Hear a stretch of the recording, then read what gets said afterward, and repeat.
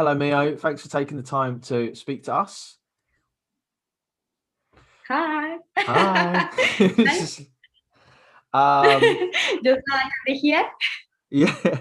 So we've obviously we'll talk about that shortly. We've met before. You have, we spent an hour together, some months ago.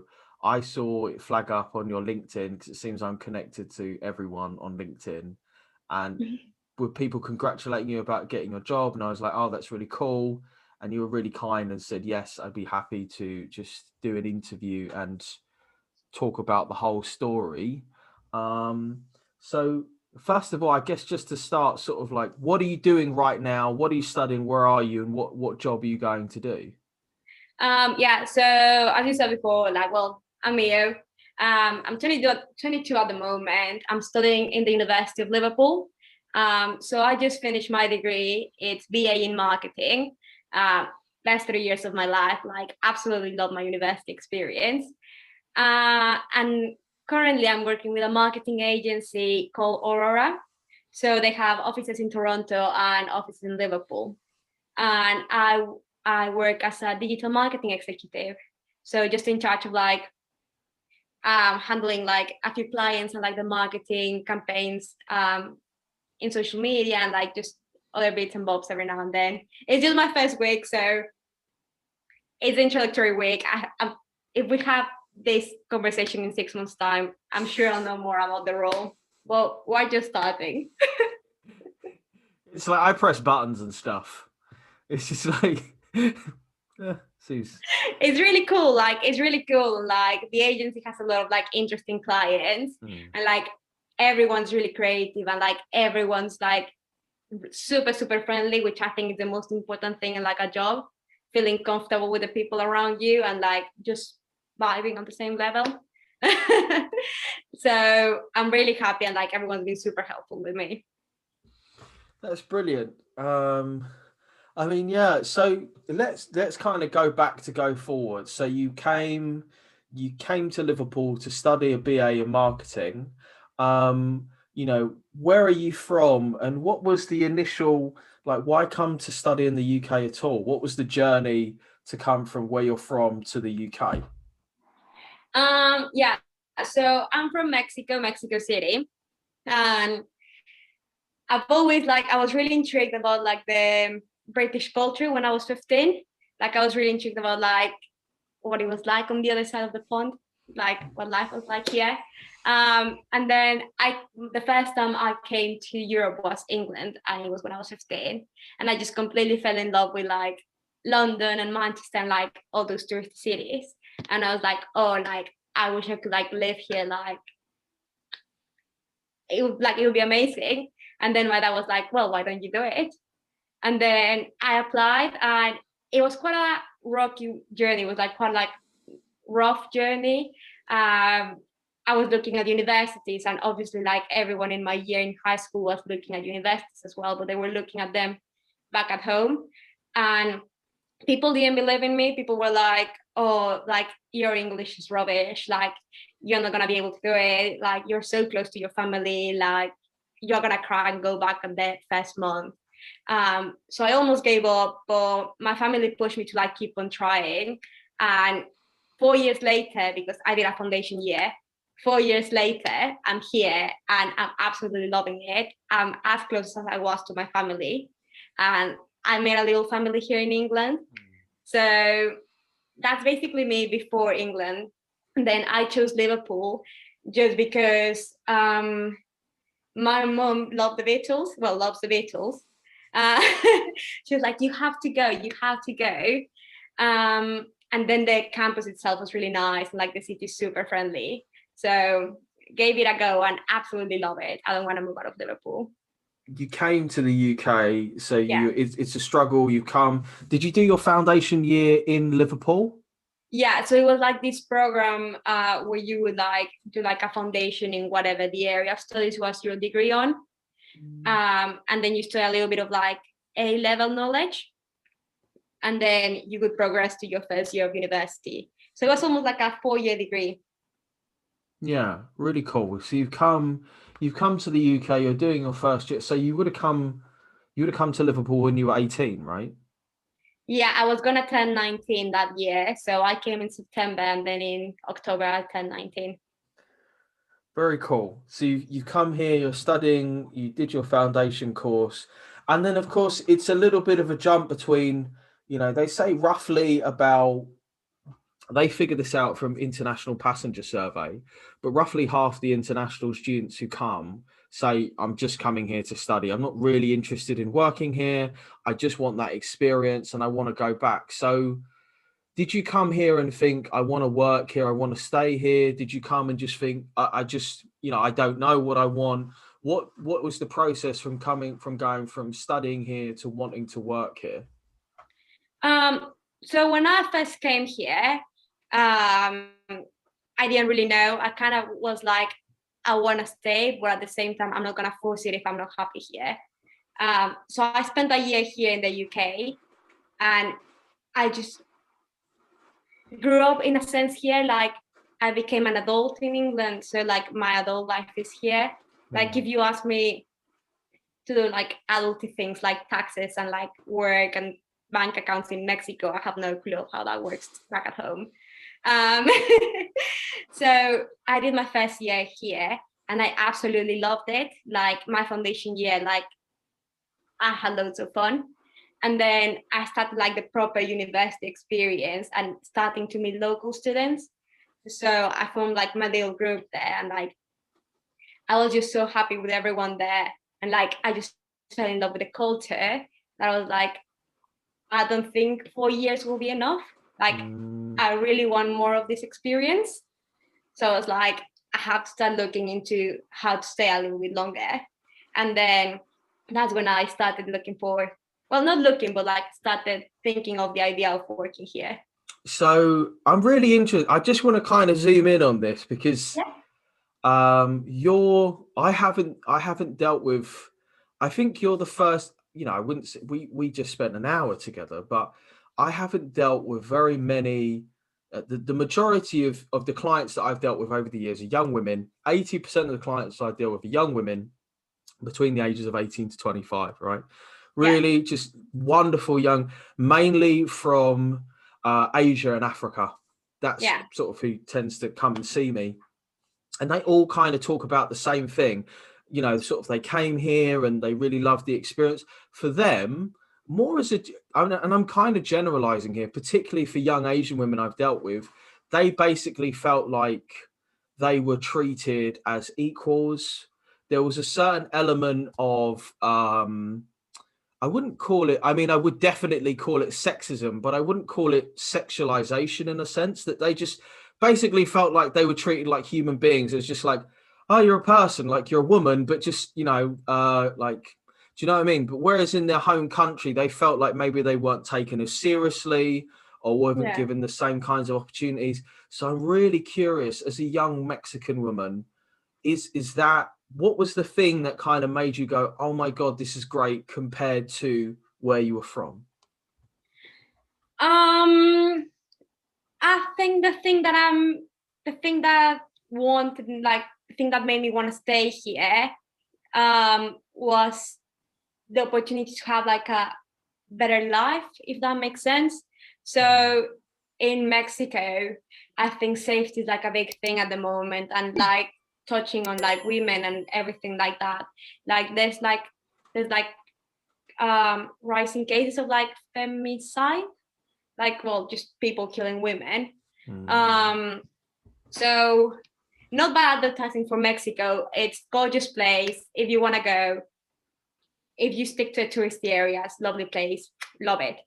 But if you're gonna live in that country, um, there's like a little bit of safety issues involved. Um, and England being a first world country, you can have a better life with less money, if that makes sense.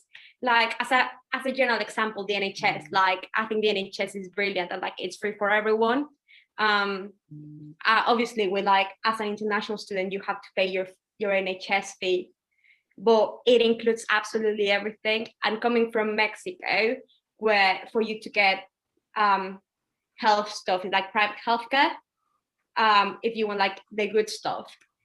So it was like those kind of like little things that made everything better, like public transport, like I felt really safe here using it.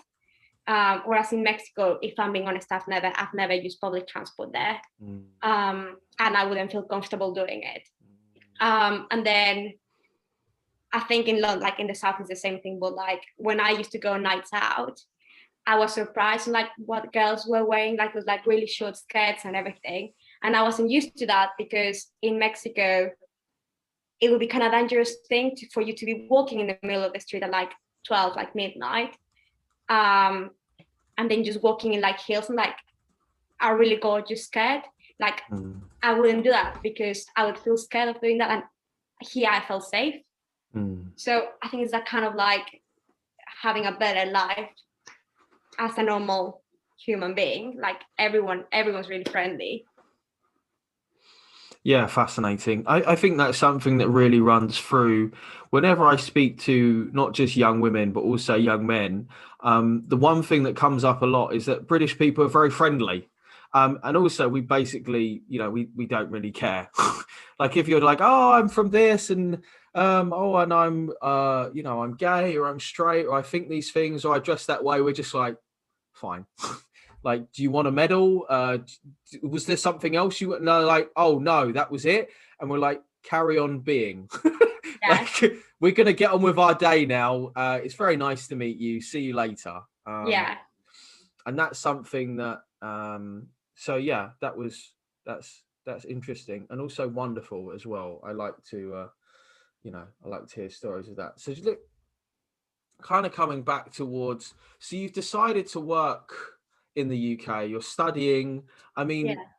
because you studied a foundation year and a BA, can you kind of map us out your journey of like what year were you in when you thought I really want to work here? So I'm really going to I'm going to take this dream and make it into reality.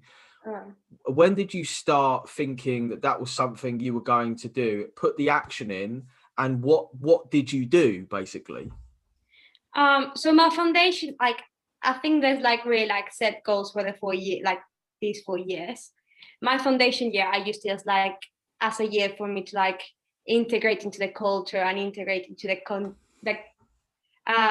of like living here. So I made sure to know how like life here work, like make sure I felt comfortable with myself being here. And then in my second year here, first year of uni, my goal was to socialize and get to know people because in my foundation year, everyone that I knew was international because of the nature of like the foundation year. Everyone that was doing it was international. So I only knew people from South America, like Middle East, Asia, but I didn't know anyone that was from England. So I was like, yeah, I might like the space itself, but like I don't know anyone here. So in first year, I was like, okay, I'm gonna try to like dig deeper and like find out more about like the culture like, and the people and everything. So I started socializing and I started like getting really like deep into like the university experience. So like joining society so I could meet more friends and like just putting myself out there like every single time there was like an extracurricular activity I would try to go and everything. Making sure that like I made friends like in my course, like getting like a little bit of course mates. And then in second year, I started building like my work experience and like my CV. So I was like, okay, like I only have 2 years left of this. And in third year, if I want to work, I'll have to apply with whatever I did in second year. So second year is a chance to build my CV. So I started taking up on like more extracurricular activities, like rather than being just leisure, I started being like, oh, is this something that will like actually give me something later on? So I started being a peer mentor. I became like the course representative of my year. I started working in my student union as a marketing assistant. And I just started doing bits and bobs. And at the same time, in October, I started looking for summer internships with like big companies because my idea was if I spend second year, which is only 30% of my degree, looking for a summer internship, and I get one, and I ace that summer internship, I will get a grad job because my employer would fall in love with me and I will get a grad scheme. That was my idea back then. So in October, I started applying for summer internships. So I applied to like all the big companies that offer them. American Express, most of them were in the South. American Express, like BP, I think, I can't remember on the top of my mind. They were like, it was a list of like 80. And then in February time, I get a call from Siemens, and they're like, oh, we'd like you to come to our assessment center. And I went. It was like an amazing experience. Everyone in the office was really friendly. Really bizarre experience. I applied for a marketing job. I got to the assessment center, and they didn't actually offer a marketing job. So I don't know what happened there. It was a risk assessment internship. Don't know how I got there, but it was amazing, and it was a really great experience. And I got the internship. I got the internship for risk assessment, and then March 2020 hits, and everything gets cancelled. And I start losing it. I'm like, that was my chance to get a grad job. Like Siemens offers tier 2 sponsorship. I mean, like I had to go back to Mexico. I'm like, how am I gonna get experience in the UK if I'm at home? There's the middle of a pandemic. No one's going to work. Like, what am I gonna do? So then I started looking at it again for summer internships. I thought I got it. I thought the search was over, but I had to start again, and I had to start looking for companies in the UK that were happy doing remote experience with someone 6 hours behind, because Mexico is 6 hours behind from the UK. So the 9 to 5, it would be 3 a.m. to 11 a.m. in Mexico. So it's kind of a little bit rogue. So I started looking again, and I found this unpaid internship with an influencer marketing agency in London. It was a great experience in the sense that I understood how much I was worth and how much my time was worth.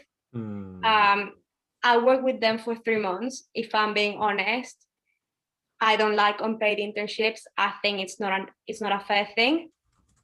But what I take for that experience is to value my time and value my work. After that, I finished that in August. And then in August time, I started thinking about tier 2 jobs. So I started looking, and this is something I wish I had no idea where to start. I had no idea where to start looking. I just went on LinkedIn and started applying like crazy to everywhere. And I started following like big pages of like, oh, grad jobs, or like Pretty Little Marketeer, Girls in Marketing, like just those groups.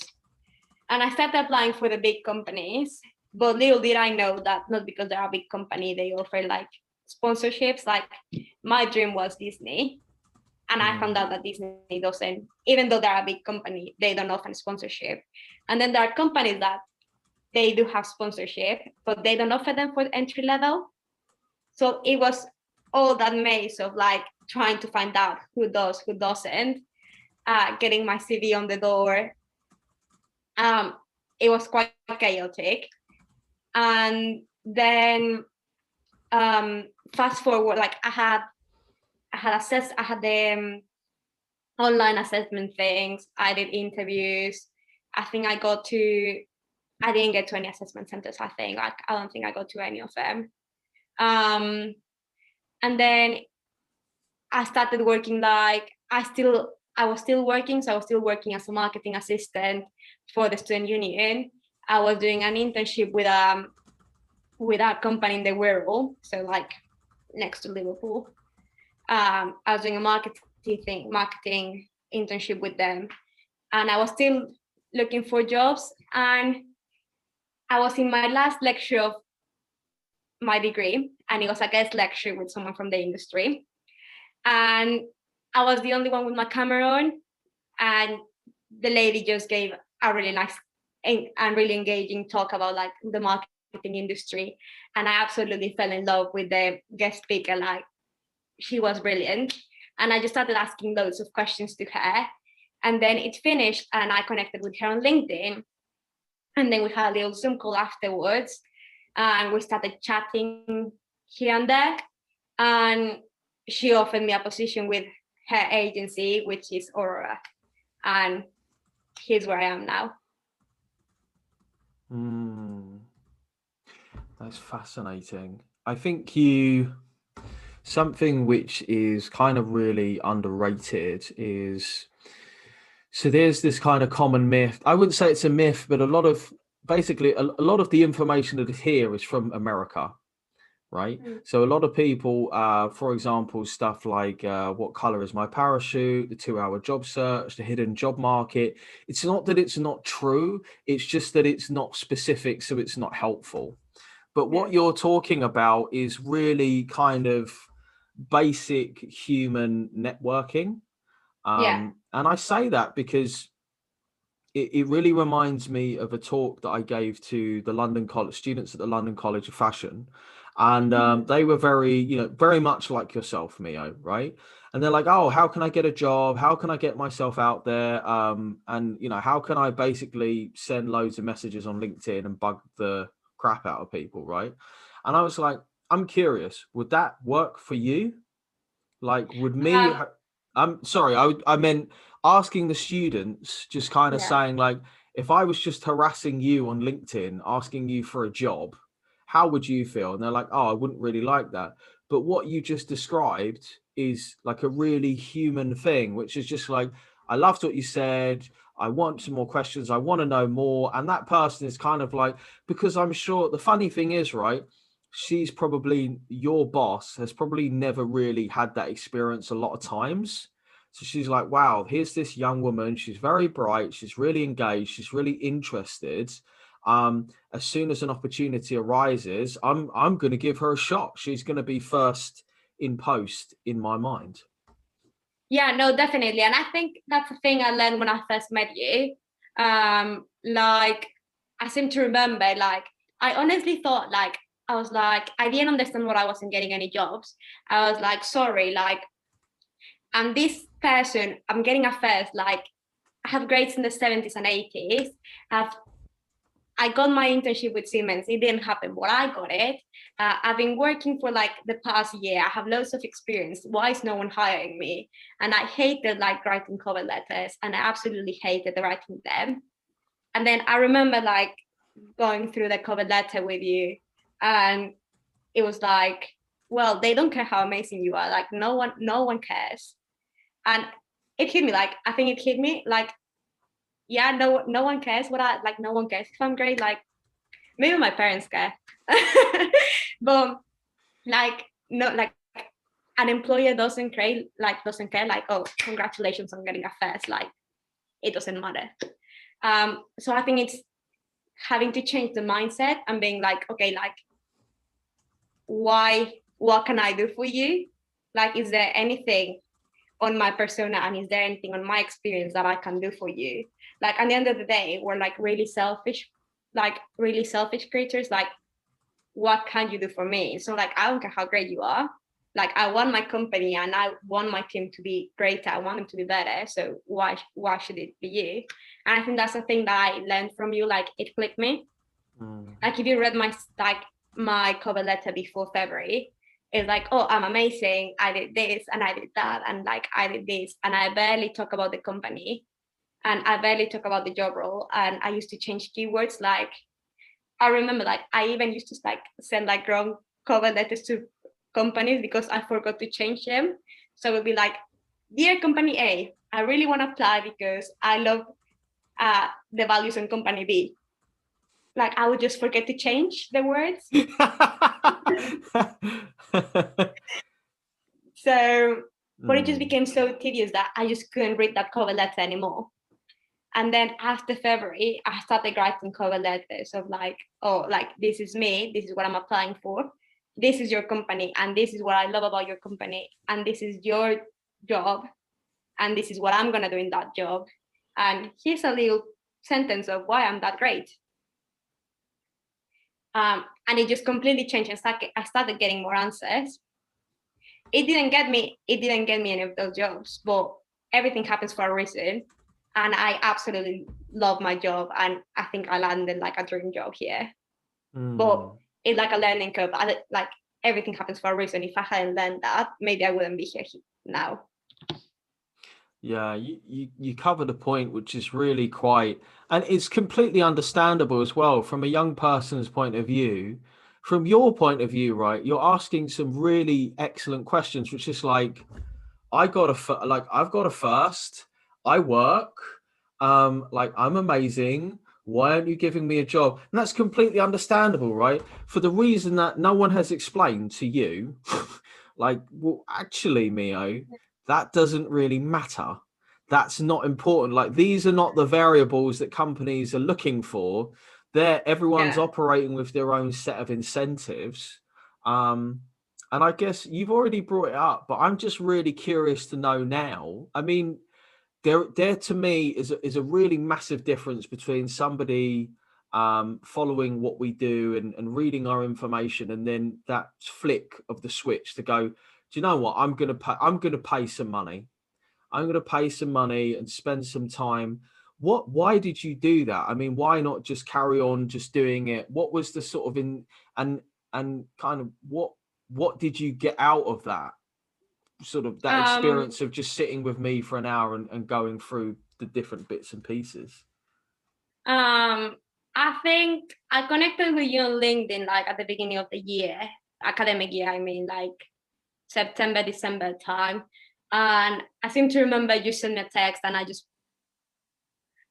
just with a lot of things in my mind, and I just put it on the back of my mind, and I completely forgot about it.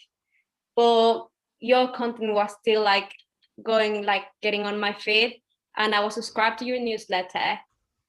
So I would still use all of that free content. Um, and then January, February time came, and my plan was to get a job in summer. Like my plan was having the summer internship and landing a grad job then. Um, then I was like, okay, that didn't happen, but by December time, I'm amazing. I'll get it by December time. I didn't get it in December either.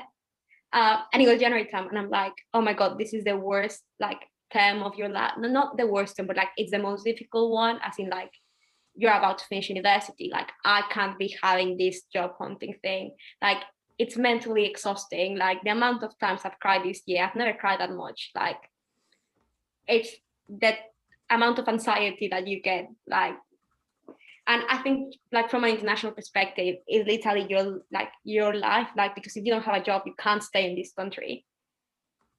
Um, well, either you get a job or like you study, but like you just can't be vibing here. Like you can't go back to your parents' home and be like, oh, I'll find a job later on. So I think as an international student, you have that pressure. So something popped up. I can't remember what you wrote, but something popped up, and I was like, oh, that's interesting. Like, what is that? And then I sent you I was gonna send you a message, and I saw that like you were like, oh, like schedule a call, and that's how I started being like, okay, I'll schedule one. And I think the first one's free. Like 15 minutes for free or something like that. Like just a discovery call. I can't remember how it goes. And then I remember like you were like dead honest on it. Um, like I guess the business is to sell something, but like at the end of the day, like you kind of have to create like a relationship with the person. Like you just can't be like, hey, buy this from me. um, and it was like a really honest opinion. Like it was like, yeah, you might be great, but you are not, like that's not how it works. Me, you're like that's a rubbish process of like finding a job. Like that's not working. So I think time pressure played in like favor, and I was like, okay, I don't have £1,000 to pay, but then I think you were quite flexible, and you were like, okay, like we can do a session, and like it'll be this price, and I was like, yeah, that seems reasonable. Um, and I think on that call, like I found out loads, and like I was cleaning my Mac yesterday actually, and like I found the recording of the call. Um, but like it was really useful, like because I went on a discovery call with another agent, and we kind of did like the basic of like, oh, let's go through your CV. And I also went to the university service, and everyone tells you the same thing, like, oh, do the STAR method, like, oh, the situation, task, action, result, oh, like your skills here, or like approach the LinkedIn person, like, oh, send them a little text saying this. And I think what was different here, it was like that honest. It was like, listen, no one cares about you. Like the reality of like no one like yeah, your family and friends care about you, but like I'm talking like job market, like labor market, like no one cares about you. Like there's too many people. And with this pandemic, it made it even harder. So you kind of have to be like, I'm interested in the company, but you like not like you can't be like, I'm interested in the company. You have to be like, hey company, be interested in me because this is what I'm gonna do for you. You don't have this, but I have it for you. And I think that's something that I learned from that call.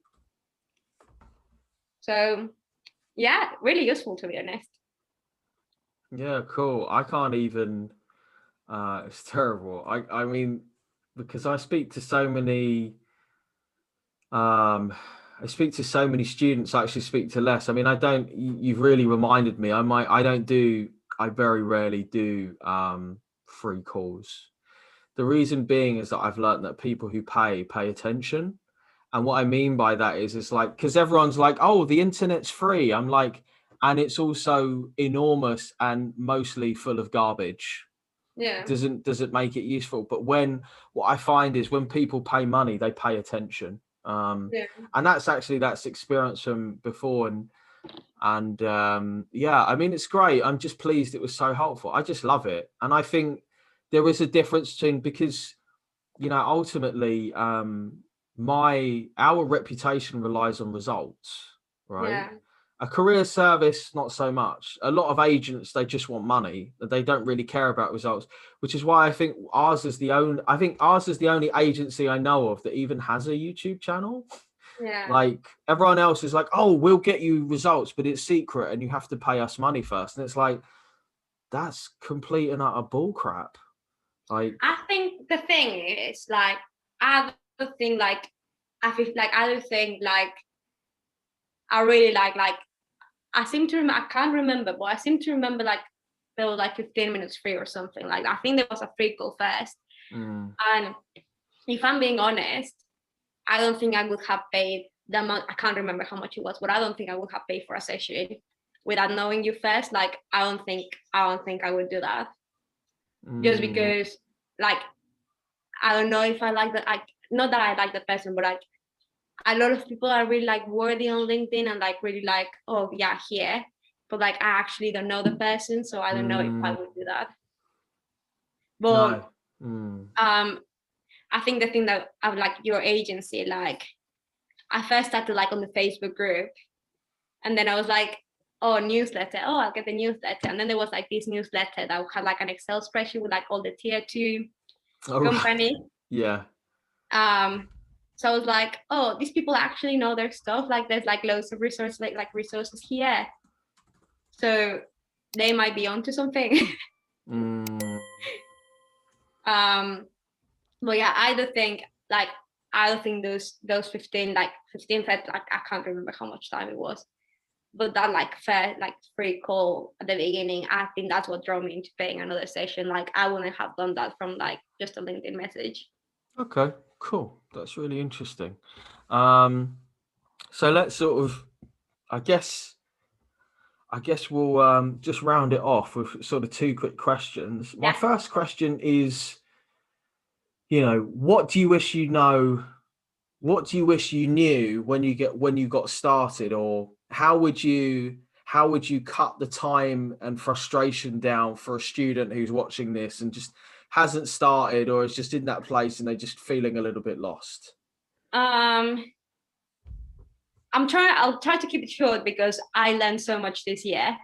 But one thing I've learned, and I wish I knew before that, is that if you want to work for one of the big companies, like the big four, like just like Coca-Cola, like the multinational ones, it's not a job that you can start in September of your last year. Like you need to start in July.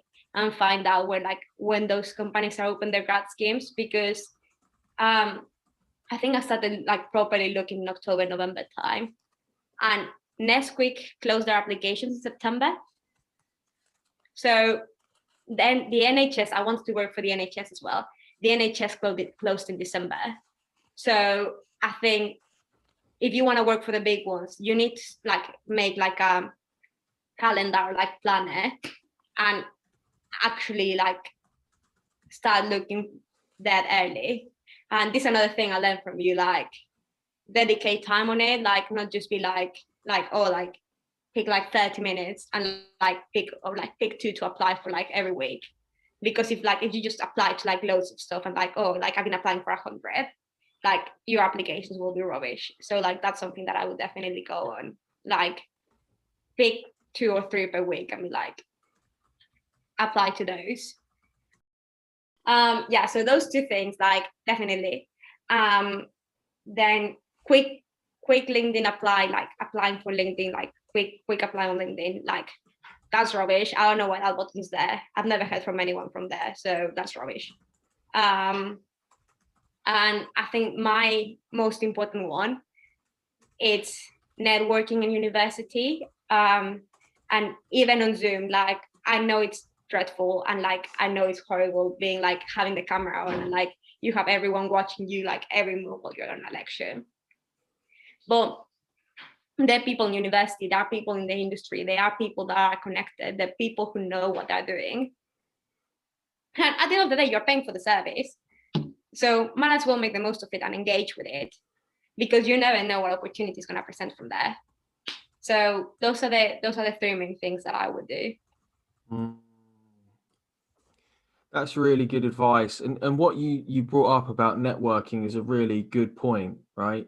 And this is something, and if anybody's watching this, and I would still hold true to my offer, genuinely and completely legitimately, right? If somebody approached me and said, you know what, I will provide you X number of hours of my time to, I don't know, network with universities, write content, do something that's genuinely useful to our business if you'll coach me into finding a job. And I'd be like, yeah, that seems fair. Like a black market trade, right? And that's funny because otherwise you'll have to pay X thousands of pounds, right? And that's never happened to me. And the thing is, there are many, many other people who are just like me, because the difference between one person and another is time versus money, or time versus opportunity. I am always time poor. So to have someone to help me, I'm like, yeah, I can't buy that with money. I can, but it's really difficult to find somebody. And what you're talking about, and for example, what you said earlier about saying, I met this woman and she was amazing, and then I connected with her and we had a Zoom call and like it sounds so obvious, but it's so rare that someone does that. I think it's really rare, and it mostly comes from like kind of the student culture. Like student culture is like, you go into a lecture theater, don't talk to anyone. Like if it's a 9 a.m., you don't turn up. If it's a Zoom call, I'll take it from my bed, camera on, camera off, mic off. What are you paying for? And like back to the point, like I don't know if this is a like Liverpool thing or like other universities have it. I think from what you're telling me, other universities have it. But guest lectures, like when a student hears a guest like, oh, next week will be a guest lecture, in their minds they hear, oh, no lecture next week, and no one turns up. No one turns up. Like the amount of guest lectures I went, and it was like 10 people. Yeah. And those are the most important ones. Not that lectures aren't important, but if you're looking to like build your network and find a job, it comes from there. Like that person's making the effort, because they like those people like are real people, like they earn money, and they're coming for free because universities aren't paying them. To just come and talk to you and like for you to learn more. It's incredibly small. And you know what? Each industry is much smaller than people think.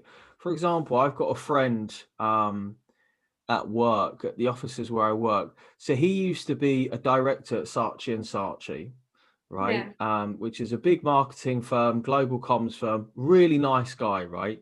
Literally, he sits there, he does what he's doing. He's worked on big accounts like Amazon and da da da da da, right? It would not be that difficult to speak to him. Yeah. It really wouldn't, right? And he would actually be really pleased. Like we probably go and we do like our little, because we each of us have our own. I like to do a daily walk. I get to a certain time and I'm like, oh, I need to go and find some time for myself and whatever. These people are everywhere. And the fact is that exactly like you're saying, you know, you turn up, you want to be where the people are that can give you a job, right? Because a lot of times people go, oh, should I go to a career fair? And I'm like, honestly, doesn't really matter, because the people at the career fair, they're not going to give you a job. If they're a small firm, maybe, but if it's PwC, no, they're just going through the motions, right? And it's just about kind of what you're talking about is kind of sort of thinking beforehand, like, what's my goal? What's my target? Where am I going? How can I get there? What's the smart move? Yeah. And some of these people, they turn up genuinely because they give a crap. There's nobody there. And you think, oh my God, you could literally go up to and go, oh my God, I really enjoyed your lecture. You ask a couple of intelligent questions. They think, oh, wow, you were paying attention. Okay. Instead of, because sometimes as well, I see guest lectures or people who have a position of power and they get asked really stupid questions like, can I give you my CV? Can I get a job from you? And they're like, no, go away. Like, what a Yeah. stupid question to ask me. Why do I look like a HR person? But a one, two, three, four interactions later, and you're like, oh, have you got any vacancies coming up? And they'll be like, now I know you, we have a relationship, and I feel like you've got talent. Yeah, do you know what? When something comes up, I'm gonna message you and I'm gonna say, I want you here because this would be a really good opportunity for you. Yeah, no, definitely. And you touched on something really important. I think that would be like another really big piece of advice. Don't take rejection as like a bad thing. One of the biggest things, one of the companies that I got further in the process was this big company in Manchester, and I got rejected from the position. And like they sent me the email saying like, oh, we regret to inform you like that in this like occasion you like we won't like be proceeding with your application, but like just typical email that they send you. And I replied like, oh, thank you for your time and everything.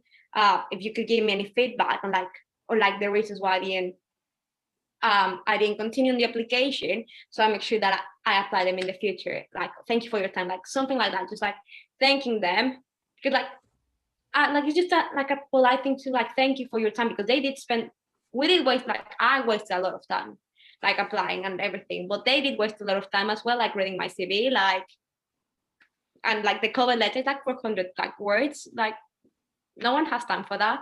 So yeah, thank you for reading that. And from there, I created a relationship with like the HR person. She was like, oh, like Mia, you were that nice. Like, thank you, la la la la la la la. It was this thing and that thing. Like, we love this, but you didn't have this. And I went back to her and I was like, oh, I can see where you are coming from. I don't have this because X, but I do have this. And she was like, oh, actually, there's this opening in this other division in the company. And then I got further on like that area, and it was like in the managing like the Spanish market. So like I don't have this skill that you say, but I do speak Spanish if you ever need someone to speak Spanish, because I saw in your annual profile, like annual document, that you are big in Spain. So if you ever need someone to speak Spanish, I'm here. And they needed that at the end of the day. Things happen, and at the end of the day, I'm not with them. But what I'm saying is that it's a natural, like it's relationship, like networking is key in the like job market. Like we're just people, and everyone behaves like with emotions. Like even the most rational person, even if the person that tells you like, oh, I'm really rational, like I don't care about emotions, like I think with my brain, I don't think with my heart. Everyone thinks with their emotions. Like if they don't like you, even if you have like a PhD from Cambridge, if they don't like your personality, they're not gonna hire you. So Cool. Well, look, thanks so much for this. I think we can pretty much wrap it up there Yeah, because we covered a lot of ground. We said that we'd do it all in half an hour. We failed miserably, but look, thanks so much for doing this. And good luck. Well, you've just done your first week, haven't you? yeah. So yeah, ongoing good luck with your job, right? Thank you. I don't know if it helped, like if what I said throughout this hour help you. Hopefully it will, and hopefully it'll bring you more clients because I did mean everything that I said. No, thank